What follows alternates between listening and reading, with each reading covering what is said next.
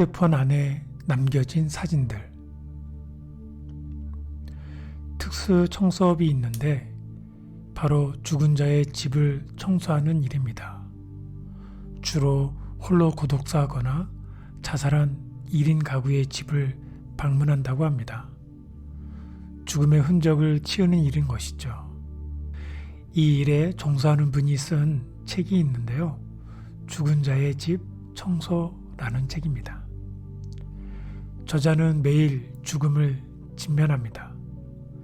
누군가 죽었을 때 자신에게 일이 주어지는 아이러니에 대해 생각하고 죽은 자가 남긴 삶의 흔적을 정리하면서 그 삶을 추측해 보기도 합니다.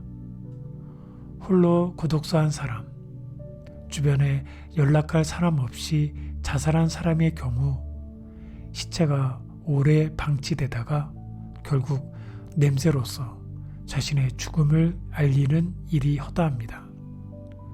오래 방치된 시체는 어떻게든 흔적을 남기고 그 흔적을 지우는 일이 특수 청소의 업무인 셈이죠. 그 흔적을 지우는 일은 단순히 시체로부터 생긴 냄새와 핏자국을 지우는 게 아니라 그가 살았던 자취를 지우는 일입니다. 가까운 사람의 죽음을 경험하며 많은 생각을 하게 됩니다. 깊은 슬픔과 안타까움, 허무함이 가장 크게 느껴집니다. 제가 죽음을 기억하고 그 무게를 느끼면서 경험한 처음이 아버지였습니다. 아버지의 유품과 짐을 정리하며 많이 울었습니다.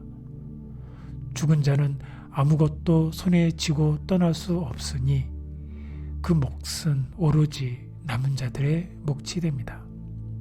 죽음은 예고 없이 다가오기 때문에 슬픔은 남겨진 사람들의 몫입니다. 저희 아버지가 오랫동안 폐렴을 앓고 계셨다가 중환자실에 입원하셨습니다. 제가 한국으로 가는 비행기 안에 있을 때 입원하셨던 것이지요. 한국에 도착했을 때 바로 아버지를 뵐 수 없었습니다. 중환자실은 하루에 30분만 면회가 가능했기 때문입니다. 아버지는 의식을 잃으시고 호흡기로 생명을 연장하고 계셨습니다. 그 다음날 면회하러 아버지를 뵈었을 때 침대에 누워 계시는 아버지의 모습을 보고 가슴이 무너졌습니다. 뼈만 앙상하게 남으신 채 마치 시체가 누워있는 것처럼 보였고 호흡기 사이로 거칠게 숨을 헐떡이고 계셨습니다. 의사 말로는 오히려 정신이 돌아오면 더 고통스럽다 하니 억장이 무너지는 것 같았습니다. 계속 의식이 없었던 아버지가 갑자기 저희들의 말에 반응을 하셨습니다. 아버지, 막내 대위 왔어요. 저 알아보시겠어요? 아버지는 힘겹게 고개를 끄덕이셨습니다. 아버지 죄송해요. 제가 너무 늦게 왔죠?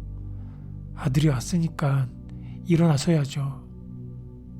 아버지는 계속 고개를 끄덕이셨습니다. 그렇게 아버지는 몇 번 고개를 끄덕이시고 다시 의식을 잃으셨습니다. 그리고서는 다시는 의식이 돌아오지 않으시고 이틀 후에 돌아가셨습니다. 형과 누님들은 아버지가 막내 아들인 저를 볼 때까지 기다리셨다가 돌아가신 것 같다고 하는데 그 말에 펑펑 울었습니다. 모든 장례를 마치고 미국으로 돌아오기 전 마지막 밤에 어머니에게 그동안 한국에 있으면서 썼던 아버지의 전화기를 돌려주기 위해 핸드폰을 정리했습니다. 전화기 안을 살피면서 지울 것은 지우다가 아버지가 찍어 놓으신 사진들이 담겨있는 앨범 파일을 보게 되었습니다. 아버지 핸드폰을 쓰면서 통화, 인터넷 검사, 내비게이션만 사용했지 앨범 안은 보지 않았습니다. 앨범을 클릭해서 들어가 보니 온통 저와 저희 가족들 사진이 들어 있었습니다. 전에 저와 아내 그리고 아이들을 찍은 사진을 현상에서 보내드렸는데 그 사진들을 아버지가 자신의 핸드폰으로 찍으셔서 간직하고 있으셨던 것입니다. 어머니에게 이게 뭐냐고 물으니 아빠가 매일 그 사진들을 들여다봤어. 저는 아버지랑 살갑게 지냈던 사이가 아니었습니다. 전화를 해도 아버지의 통화는 간단했습니다. 아버지가 이렇게 말씀하세요. 너랑 며느리랑 애들 다 건강하지? 네 아버지 모두 건강해요. 그래 엄마 바꿔줄게. 어렸을 때 아버지랑 놀았던 기억도 없습니다. 아버지랑 속 깊은 이야기를 나눈 적이 별로 없었습니다. 저희 아버지는 한국의 보통 아버지들처럼 표현 잘 못하시는, 보고 싶어도 보고 싶다고 말도 못하시는, 사랑해도 사랑한다고 말 못하시는 그런 분이셨습니다. 아버지 핸드폰 앨범 속에 제 사진으로 가득 들어있는 걸 확인한 후 울고 또 울 수밖에 없었습니다. 말은 안 하셨지만 저를 그리워하셨고 보고 싶어 하셨던 아버지, 그분의 죽음 후에 남겨진 흔적에서 저를 향한 사랑을 보게 되었습니다. 온 인류에 남겨진 또 다른 놀라운 사랑의 흔적이 있습니다. 예수님의 십자가입니다. 예수님 손바닥에 남은 날 향한 사랑의 흔적, 내 마음에 고이 담아요. 다시 사신 예수님의 넘치는 사랑의 흔적, 이젠 내가 전할래요. 예수님 손에 남긴 목자국은 사람의 언어로 어떻게 표현할 수 없는 엄청난 사랑의 흔적입니다. 나를 위해 죽으셨다는 증거입니다. 자신의 생명을 내놓으시면까지 저희를 살리신 사랑의 증거입니다.